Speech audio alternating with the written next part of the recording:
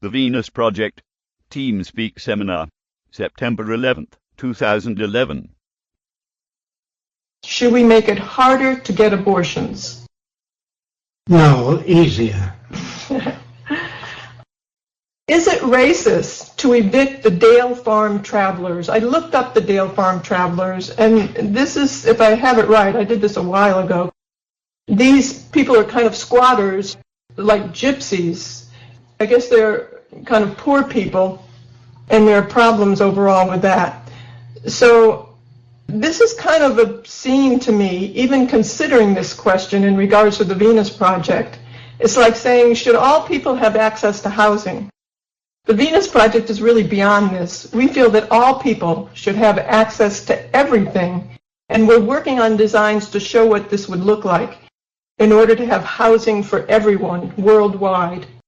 We agree there, because I think that we would take some of the few educated gypsies and inform them so that they can reach other gypsies.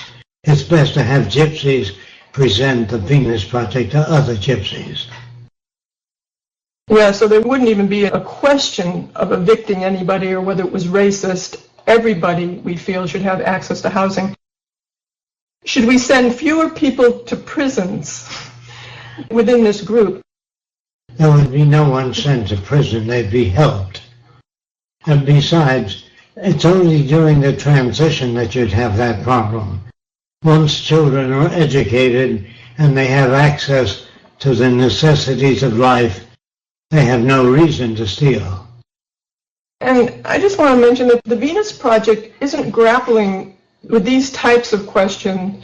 It's this system that we live under that is, because we have an established system with untenable conditions of deprivation and laws to enable those in positions of advantage to hold on to what they have. They then superimpose a set of ethics and to keep conditions as they are for those in control.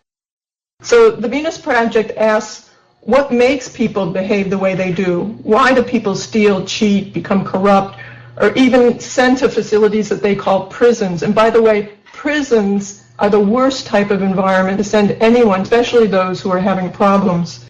So the Venus Project wants to eliminate the need for any prisons at all. The most criminal people, we think, are those perpetuating the ideas, these abusive ideas like judges and lawyers and police. They don't look around and ask, what are the conditions in this society that make people behave the way they do? That also goes for the Supreme Court. Yeah. Those people have no information as to what generates behavior. They would never send people to prison. It's the worst and cruelest thing you would do. Yeah. It would help them.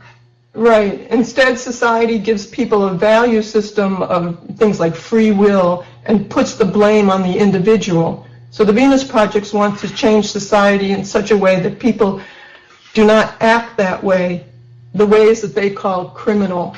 They have access to all their needs. So these questions are kind of related to today's society. That goes for the idea of free will. Free will is a myth. Actually, we all are brought up in an environment with motion pictures, news, magazines that all perpetuate the same, or 90% of them perpetuate the same point of view, which produces the same results. Negative. Next question. In an experimental city that has been built in a country where the market system still exists, how do people living in the city relate to the rest of the country? Is this city isolated from the rest of the country in order to keep the experimental conditions from being distorted by the interaction with the rest of the country? We don't have that sort of thing. Only during the transition will there be aberrant behavior. Once the Venus Project is installed, then there's no need to monitor people. That would be considered socially offensive. So we treat all people well, and those that lack information, we provide that information on television, radio, and all other means of communication. The first city, as we envision, unless there are other conditions, we can never tell what conditions will come up. with the first city. But the first city will be a transitional city between systems, more so. In which people are schooled or given information in the working characteristics of the Venus Project. Without that information, they will not understand it. It wouldn't be isolated. It would be quite the contrary. We'd like to have what we call the theme park of the future, showing what a resource-based economy in the future would be like. And people would come from all over the world to see how the city worked, and then hopefully build one in their country. And it would be a showplace where people would be coming through all the time. That's why we use motion pictures to help different people understand. The visual methods are much better than verbal, but we will use a cross between verbal and visual presentations to help people understand. And if some people still have difficulty grasping it, it's up to us to figure out how and what we will use in motion pictures to help them understand. You've already mentioned this a little, but the next question, he says, I see free will and self-serving desire as being a major hurdle for the project. And then he's asking, or she is asking, perhaps moral development, education, may need to be imposed upon the masses to stimulate and increase the thoughtfulness, participation, awareness, intelligence of the population at large to increase the success of this new world order. We don't use moral values. Instead, we use a physical reference, meaning showing them how reservoirs can supply the need rather than wells, showing how harnessing the forces of nature to work to serve the advantage of the new society. In other words, we don't use moral principles. We show operational principles to show them how we can affect the supply of water, how we can produce more food, how we can improve agriculture. We don't use moral values. We use methods of showing how to produce an abundance and how to relate to one another. I think religion has been trying to superimpose religious values of right and wrong and good and bad and don't steal. And unless you have the society that is brought up physically to that, unless you have methods in society that enable people to act that way, you're working backwards. If you have scarcity and not enough food to go around, if you superimpose a moral value of do not steal, it's not going to work when there's so much deprivation. Most political systems are based upon personal opinions rather than careful studies, and that's why they don't work, because they're not related to the real world. Most politicians cannot serve. They don't have the necessary information to serve. Don't take my word for that. Just ask them questions. How can you prevent war? How can you grow more food? This is what's needed, the methodology of overcoming scarcity. Next question. I get frustrated trying to learn science even though I love it. What am I doing wrong? Well, there's no right or wrong. All I can tell you to do is study that area of science that you seem to grasp. Stay away from areas that seem too foreign to you, and become proficient in the area that you can understand. And then reveal that information to other people as best you can. But I would suggest that you read the book, The Best That Money Can't Buy. Read the book several times so you get a good, comprehensive picture of the workings of the Venus Project. In that way, you can have less difficulty in describing the value of the Venus Project to each individual. That is a science study, the study of science applied to the social system.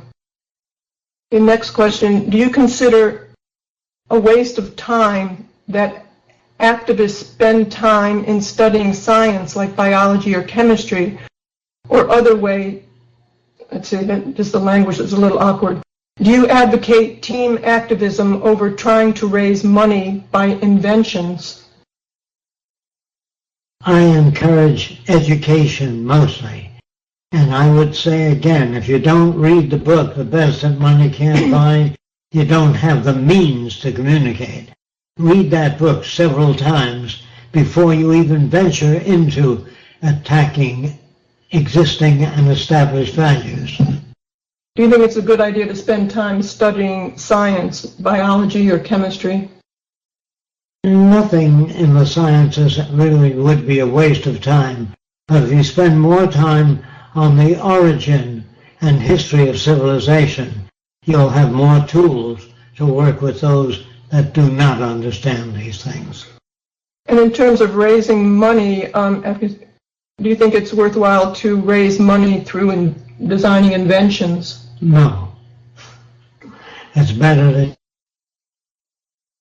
This is what gets us into trouble, the fact that we're not provided with the means for solving problems. There are many problems in society. What we really need is problem solvers. Military systems. That would be at variance with the system we recommend, presenting information and knowledge to people that do not have that information. Can the human brain process information rapidly today? Can people improve their learning ability? The human brain can't process anything unless it's exposed to the workings of different systems. You forget that in order to make a doctor, you have to send him to a medical environment. To make an airline pilot, you send him to an aviation environment, so he gets aviation training. What you have to do is provide the necessary environment for people that do not have answers to questions. To start a resource-based economy, it's been said to require a survey of the stated resources. Okay, let me go right down to the question here. Are there any intentions of creating a website devoted to developing what he thinks is the #1 resource that is readily available, the human mind, and we would agree, in the form of free education for everyone with a computer or internet? It isn't the human mind. It's what they're educated to understand. The human mind without information cannot do anything unless you provide them with information. Information means how to do things. Hands-on learning, planting vegetation and nurturing it, and knowing how, and understanding the principles of agriculture, agronomy, plant life, what it takes to grow plants. The human mind cannot evolve any way whatsoever unless exposed to the methodology or the latest methodology for growing plants, if that's what you want to know. The latest methods of building, putting up buildings. In other words, if you don't have that information, the brain cannot bring it forth. The brain is only a storage system. And a storage system, the more information you expose to, the broader the frames of reference. In other words, a creative person is exposed to many different value systems, and it is that exposure that enables you to think out solutions to problems. The brain as such, without exposure to information, cannot evolve unless exposed to information or methods of doing things. And this person is concerned with that as well, stating that what he's found is people don't understand the resource-based, kind of isolated from their friends or family because they can't relate it. So he's asking if we are going to develop perhaps an internet site, possibly to create by the Venus Project supporters, well, an internet site for free education for everyone that can be obtained on the computer. But I would suggest that he look at our new website and check out all the information that we have there and the information that we're going to be having. We're going to be having a Venus Project University that we're working on now. I think we must have over 50 pages of that. It's going to be on all topics throughout the social sequence, and it's going to also have video and audio on each topic a little bit. We also have the community college, where if you're interested in participating in something that we're working on, you can get the tools to do that, and you can put up tutorials or your own work, your own tutorials, you can put up there as well on the different topics that we're going to be using to further the Venus Project aims and projects.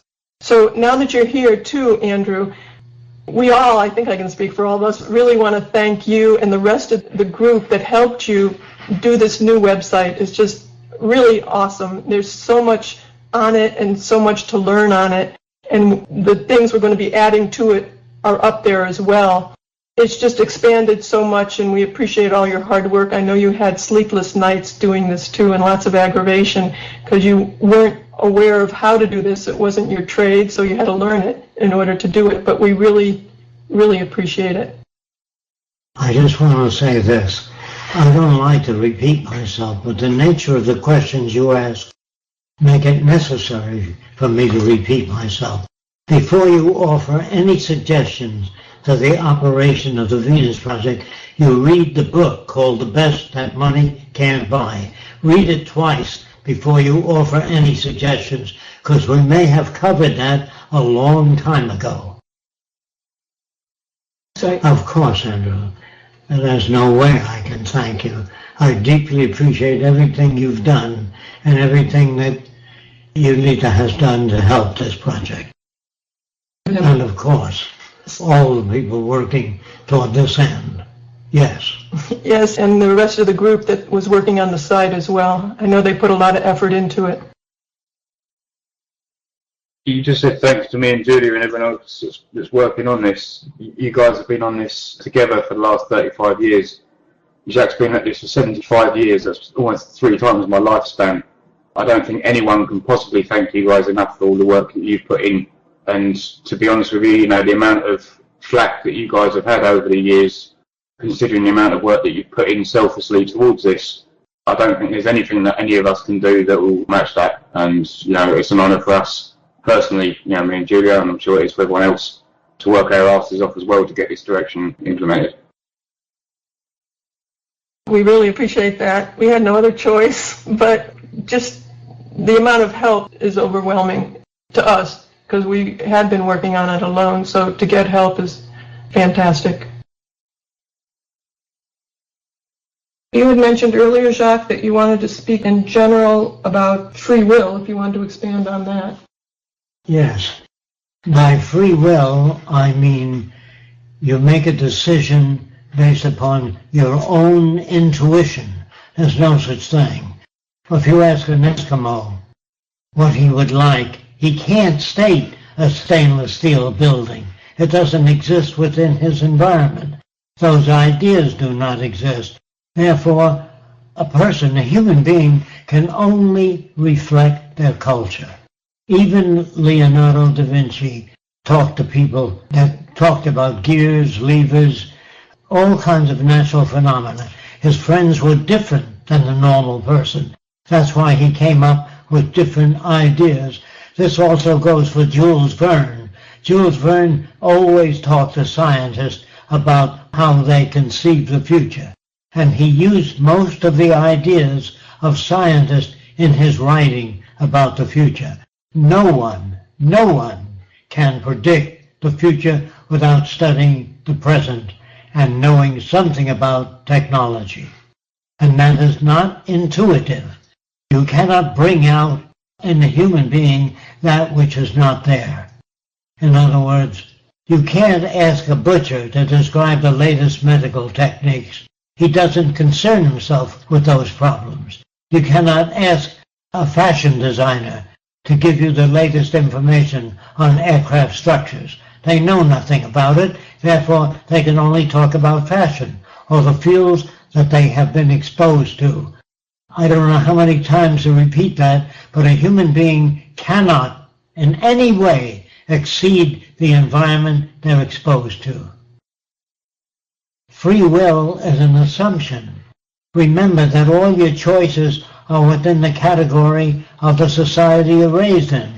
No one takes courses in how to shoe horses today because there's hardly any jobs provided by that. So your culture recommends what you study. Law, business, investment banking, whatever your culture has to offer is what you study. And the things that you pick are based upon that which is available in your culture. If you're a gypsy, you're trained on how to maintain the wagon and how to talk to people about their future. Whatever gypsies teach other gypsies is the frame of reference that they operate from. There is no such thing as free will. There's no such thing as freedom of choice. Don't take my word for it, but ask a Seminole Indian sometimes, if you ever get a chance to, what kind of house would you like to dwell in? They usually say a wigwam or a cave. What else? That's their only frame of reference. That's what I mean by there's no such thing as free choice. The choices are always within the realm of the environment that people are brought up in. Although I feel that I make free choices, I feel the same as everybody else, but I may not recall the influences of television, radio, motion pictures, role models. All of those affect your choice. There's no such thing as beauty. If your culture says that this is a beautiful girl, that's within the framework of your culture. If you're brought up on an island where people have pointed heads, that will be beautiful in your terms. All these mythological structures are what get us into trouble. It's the artificiality of our values that get us into trouble. Now, how do you find values that are relevant? By studying nature and how nature works. After all, a spider to another spider doesn't look ugly. An octopus to another octopus doesn't look ugly. They look like octopus. And they have relations with one another in whatever area they can. There's no such thing as beauty. That's your own concept. That's a concept that your environment impressed upon you.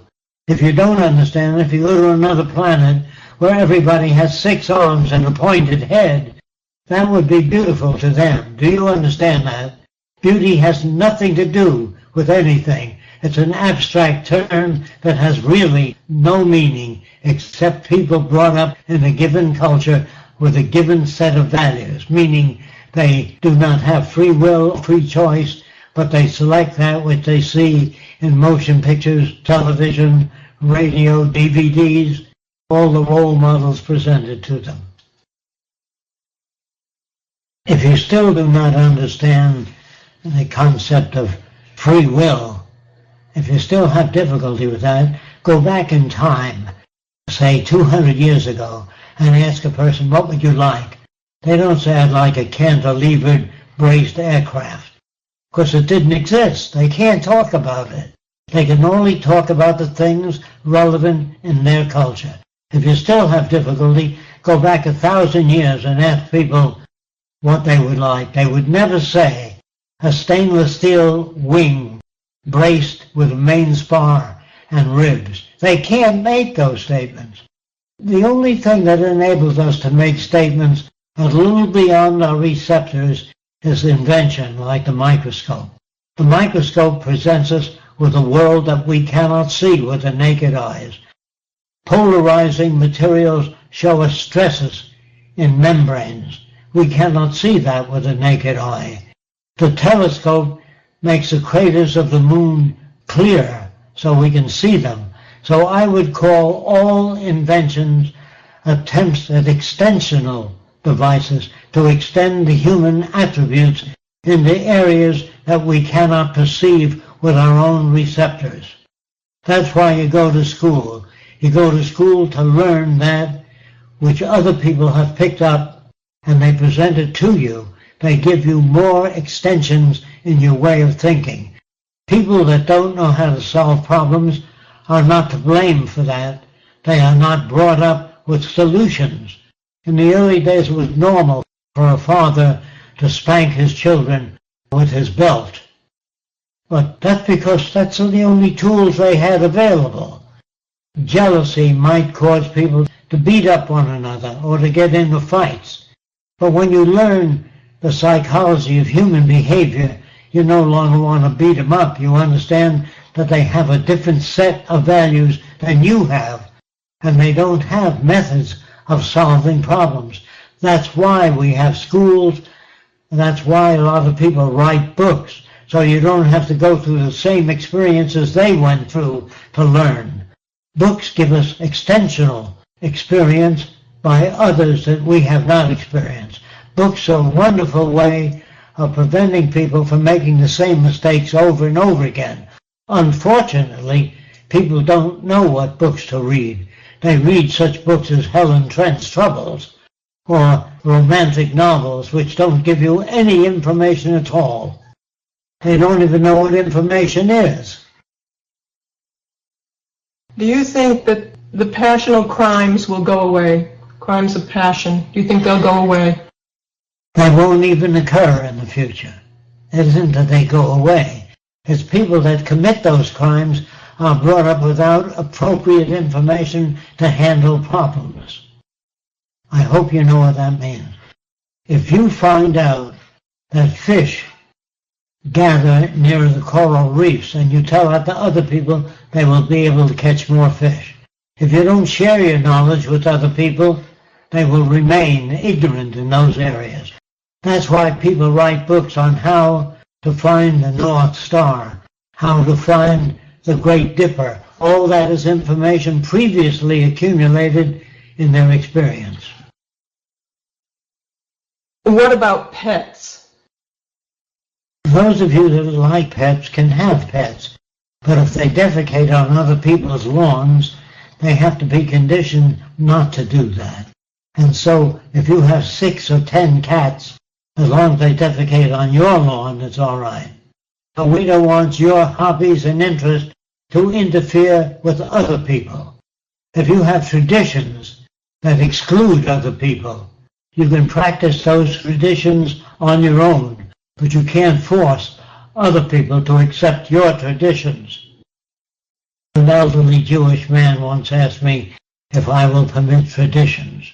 I said, will you? He says, of course I will. I said, the Ku Klux Klan's once a month for over 70 years. Is that all right with you? He says, no. Then how do you select which traditions?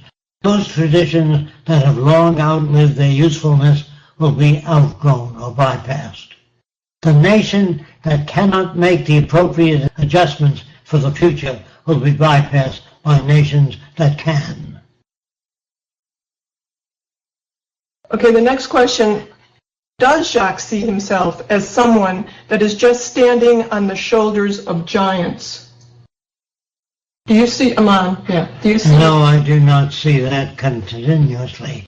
I see that standing on the shoulders of giants may give me the tools to understand what happens in nature around me. But you have to be able to put those things together.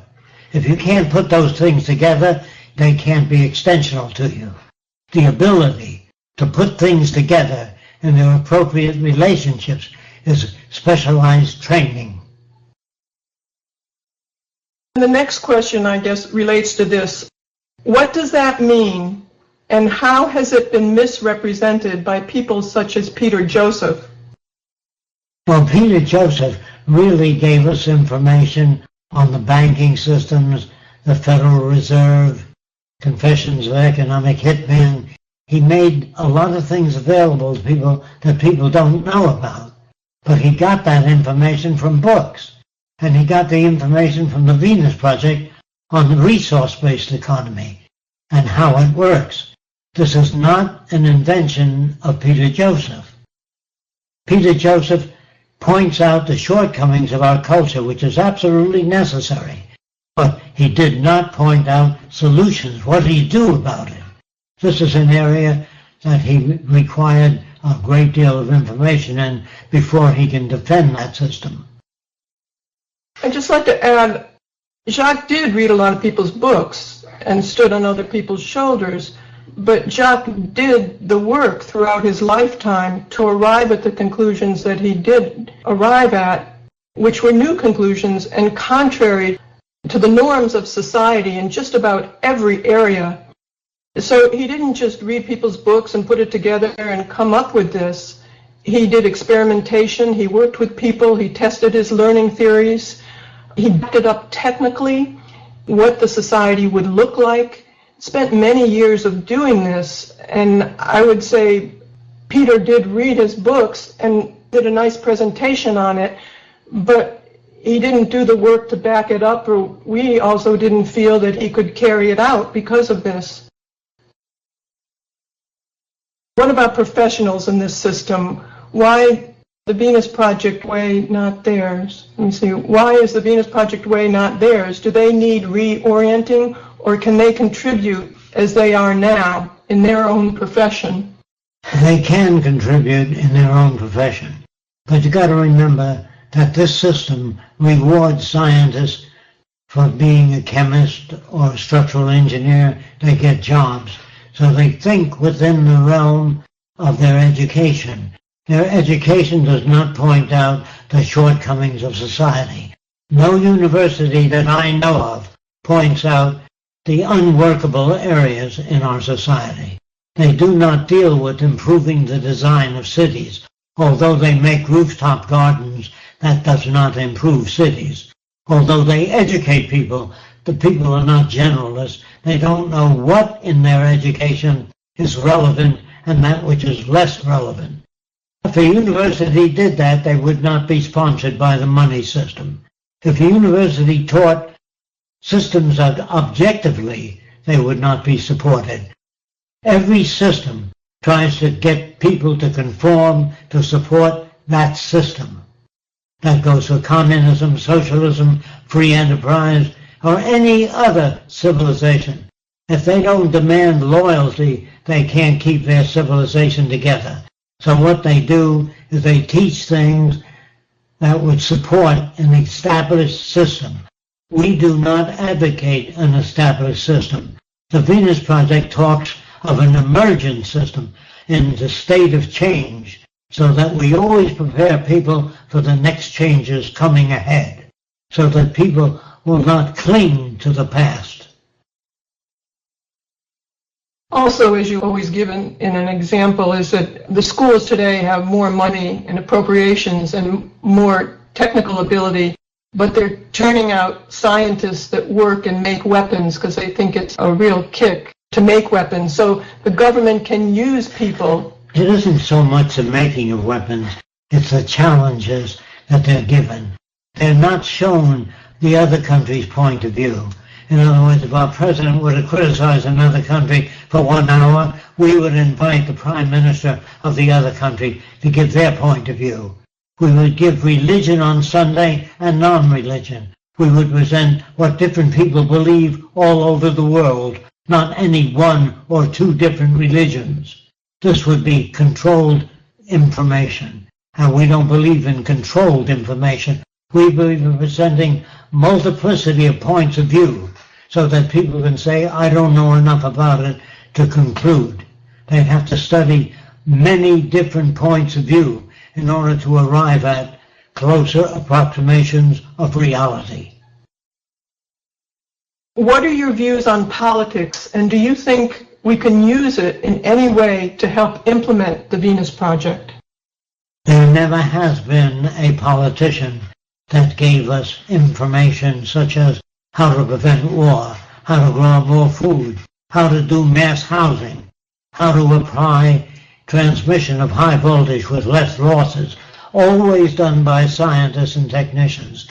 Politics can offer nothing, but politics was great 100 years ago before we had the information.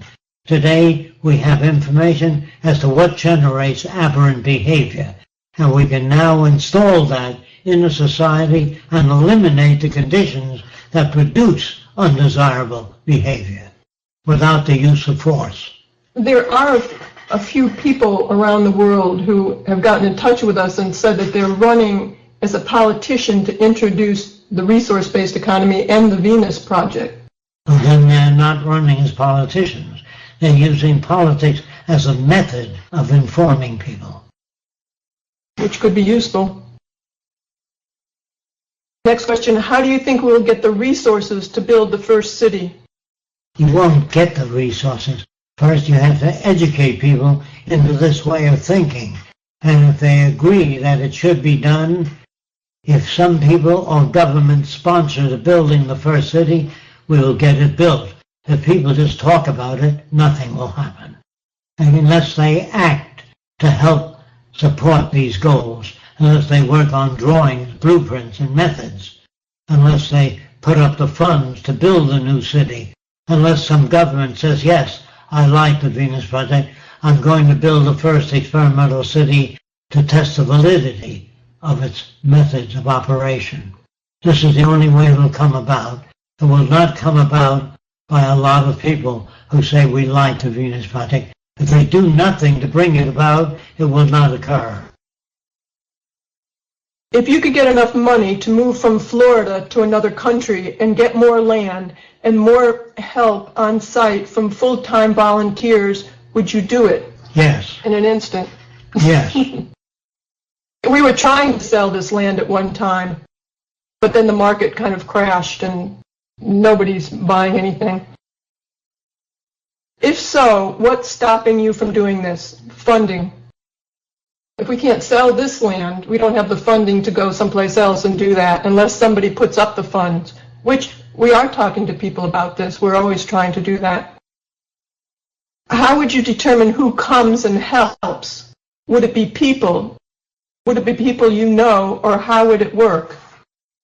We have a list already of qualified people in different professions.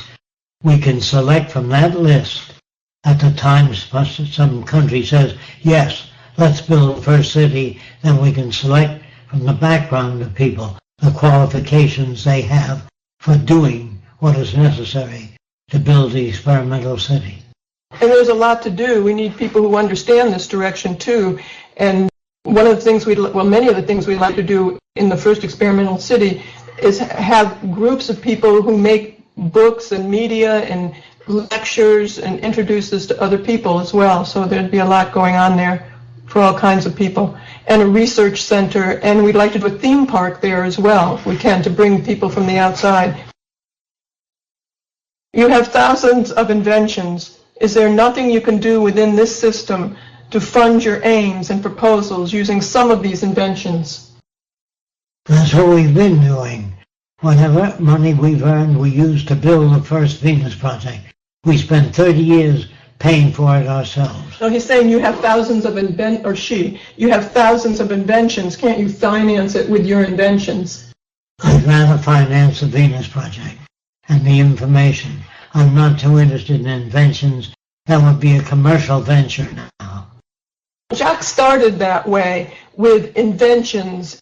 If you looked at his resume, you've seen that he's done prefabricated houses. He did first 3D film camera for motion pictures. He did the first jet ski. He did hundreds and hundreds of medical devices. And a lot of these practical things he did was just to support his research to do things that were even more far out that the understand at all, but things that he was interested in terms of just science and research. So just because you have a better product and you have inventions, it very often takes a lot of money to get it on the market. And if you do get it on the market, you have to have marketing people and more money to advertise and make dyes. And it's very hard. There must be not just Jacques, but thousands of inventors that have very good products that can't get it on the market just because of the restrictions of funding and patents and marketing. And people don't want interference, because if there's interference with another product that's similar to that product, they sometimes buy the product and put it on the shelf. There's just all sorts of problems. And it's not that easy if you have an invention just to put it out there and make a lot of money.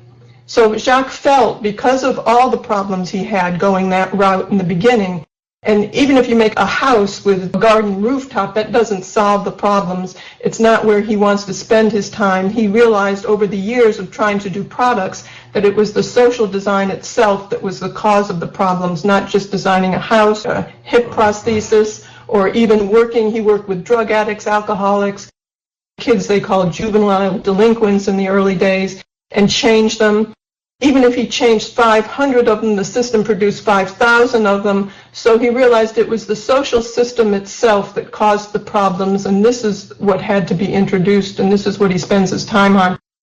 If somebody came along and said, okay, I want to back a research center to put out your products, and backed it financially, I'm sure Jacques would do that. This person says, you didn't answer my question. How would you select people that would come and volunteer full-time for you in a new self-sustainable site? By technical competence. And their eagerness to help. Would it be based on their contribution to the teams and projects, or how much they donate? How would that work? By their technical competence. Before they suggest anything, I would prefer that they read the book, The Best That Money Can't Buy. Read the book twice, or as many times as you need to get the basic working characteristics of the Venus Project. Without reading that book, you will ask the same questions over and over again. We would also need people who understand this direction and work toward it. But in terms of the beginning of developing the city, we would need people who were technical in doing that in the beginning. And as the city grows and we can take on people, we would want people who know about this system and can work towards it, because that's what the city would be devoted towards, or a more developed self-sustaining community. A self-sustaining community would have to be throughout the world, not in any one location, except the first experimental city. But once that's built, and once people come and visit it, and they like it, they identify with it, then we would build it in every other country that wanted to build that. You cannot get an agreement from all countries. There would only be in the beginning a few countries that will join together, unite for the common good. That'll prove to be the best system, and eventually other countries will join with us. We cannot get the world to join with us right away due to the neural lag or lack of information in the new system. A lot of people will attack the system, especially people brought up to believe that the system they live under is the best system. You have to, rather than kill people, you have to wait till they're ready to undergo change. We went to the Arab world, we noticed that a lot of people had cell phones, and a lot of people had electric lights. So whether they reject it or accept it depends on how far into the future that society will evolve. If they don't accept electricity, if they don't accept new knowledge, as a system, it'll collapse. Those nations that have no vision of the future will be bypassed. Could you explain in more detail what you mean by can't exceed environment and how that applies to what people learn in this system? If you take any animal and domesticate it and feed it and turn it loose in a new environment, they have to make new adjustments. They cannot use what they've had in a zoo, in a cage in which you put an animal in a cage and fed it every so many hours. That animal will have to learn how to adapt to the new environment. They cannot use the system that they were conditioned to. When a man has been in prison for 25 years, he cannot make the appropriate adjustments. The word which I've described many times, intelligence, has no meaning. An intelligent mechanical engineer of 75 years ago can't get a job today because the word has no meaning, only if he's kept up with ideas. If people don't keep up with new ideas, their intelligence doesn't grow. The more you're exposed to, the more magazines you read, the more articles you read on newer technology, the broader your frame of reference. That's what I mean. Right, and information doesn't come down through the ether or isn't granted to you by some dead person a long time ago. Anything that you learn, how you speak, you pick up from the environment, your facial expressions, words you use to describe things, everything you get from your environment. That environment might mean a worldly environment if you travel or you read books from other countries, but you can't exceed what you've been exposed to in movies and books and TV and role models and teachers and your religion. That makes up what you call you. You do not exist. You're a composite made up of all the books you read, the people you've known, the schools you've been to, the people you associate with. All of them influence your choice. You have no free choice. Your choice is made by customs. In other words, when women go in for fashion, the fashion has to coincide with the latest ideas in magazines on fashion. I would say that very few people will order an armored suit unless they're making a motion picture on earlier wars. The armor smith couldn't get a job today unless he worked for a movie studio. This person's asking, is there a difference in the way you design cities and the way architects are taught in this system? If yes, what is it they're missing, and how can they learn to think like you do about a city design? Well, most architects design things that they get a contract to design for. In other words, some people want a school building, a library, or a church, and the architects design that. But architects are not trained to design a whole city. They work on contract, and the contractor puts up those buildings. Architects in the future will be trained in social design, to design cities with art centers, music centers, cultural centers, safety, no cars in the streets. In other words, to be below the pedestrian level, so you don't have automobiles injuring people or hurting people. And there's a big difference in designing in the monetary system, in the profit system for profit and business, and designing in a resource-based economy. This is something they don't even think about. So it's very different the way Jacques designs.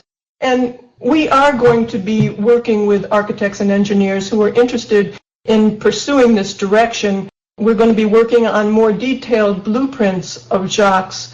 Probably in a couple months you can see the schedule on the new website. So Jacques will be teaching this directly as well. Is there a valid workforce at the Venus Project now? Well, there are 4 people, myself, Jacques, Joel, and Larry. Larry takes care of the grounds. He works every day, all day long. He's done a tremendous amount of work, and it looks fantastic. And Joel works with me in the office, edits. The next question is, the 21-acre in Florida a good place to start building something of any significance? Well, we put up 10 buildings here. We didn't have any outside funding to do that. We didn't take out any mortgages. So we have 10, they're small buildings because that's all we could afford at the time. And they're all work buildings. We are restricted here with zoning rules. We cannot put up another residence, nor at this time can we afford to. We couldn't take on anybody because we couldn't afford to feed them at this time. So we've always thought it would be fantastic to have more people helping. We could produce more videos, we could produce more books, we could do all sorts of things, but we're just restricted like other people financially. Is there some way to establish some kind of legal underground resource-based economy with just the people who identify with this direction? I guess he's talking about bartering. I don't know how you could do this otherwise. No, I can't conceive of how that can be done unless it's global. I mean, if you don't want war, and if you don't want poverty or goodwill industries, or any deprivation of human beings, you have to establish this system all over the world and make the resources of the world available to all people. If we fail to do that, we will continue along the old lines over and over again. How can we, the community, help establish such a community? Do you have any advice? I guess you're talking about a community, a larger kind of research center somewhere else. We would need the funding for that. Perhaps we could do it through grants. I don't know. I can only say we're always approaching other people. People are talking to us about doing cities or communities. We have 2 groups of people now, so I don't know if anything will come out of it. But we're always working at it. We just need funding to establish something like that, and we'd have to purchase the land as well. So it's just beyond our means financially at this time. I have a question for Jacques. What does information mean to you? Information about the conditions on Mars cannot do anything for people that live on Earth. Information is something you can apply or learn to teach people to apply to better their lives. Information such as the nature of blueberries might be interesting to one that cultivates blueberries, but it isn't information to all people. So our major concern is how to make the world sustainable for all people, without any technical elitism or any other kind of elitism. How about asking competent people who understand and work in the banking system, such as Max Kieser? Are you talking about asking them for money? I'm not sure what you're asking. We do have our media group who has a large list of people that we're trying to contact right now. So if you would like to add to that list or would like to help the media group reach out to other people and introduce the Venus Project, this would be wonderful if you have any suggestions. But we are always trying to do that. I have kind of found in the past it depends on who you know rather than what you know. So in all the years of trying to send out papers and things, it's been difficult making any significant contacts. But I think with more help that we have now and more people who are adamantly trying to do this, we might have more success in that. Okay, I think that's it then. Thank you, Jack and Roxanne, again for coming this week. It's been great and some good questions answered this time. Thanks everyone for coming. Hope you're all enjoying the new websites. If you haven't already registered at the Venus Project website, please do. That login that you register with will be able to be used at our tvpactivism.com website and also at the venus-expressions.com websites. You'll also need to log into the TVP Activism website if you're involved in that and apply to join your groups, as we've had to start from scratch, unfortunately, with the new server and the new websites which weren't compatible with the old website. So yeah, please go in and join your groups or sign up for your groups. If you're a coordinator, again, you need to go and sign up for your group, and I'll set you as admin for your group so you can then manage it from then on. Thanks for showing up, everyone. We really appreciate it, and keep the questions coming. And I just want to say this a little bit about free will. When you drive a car, you have to drive on the right side of the road in America and in England on the left side of the road. Nothing is left up to people.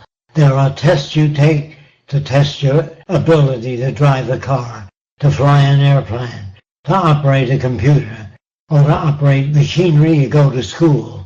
There is no one that grasps the operation of anything without some kind of instruction. That's what I mean by no free will. You cannot approach an aircraft and service a turbojet engine if you have no experience in that area. If you've been an expert on sailboats, you can't work on a jet engine because you don't have the information necessary. That's what I mean by no free will.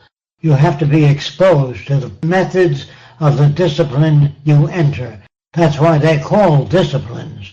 When you study medicine, biology, chemistry, they are part of the disciplines, the scientific method. No one is born that way. There are people that think you can bring that out in people. It's hidden, but you can bring out the best in people. You can only bring out the best that they've been conditioned to. we'll talk to you next week.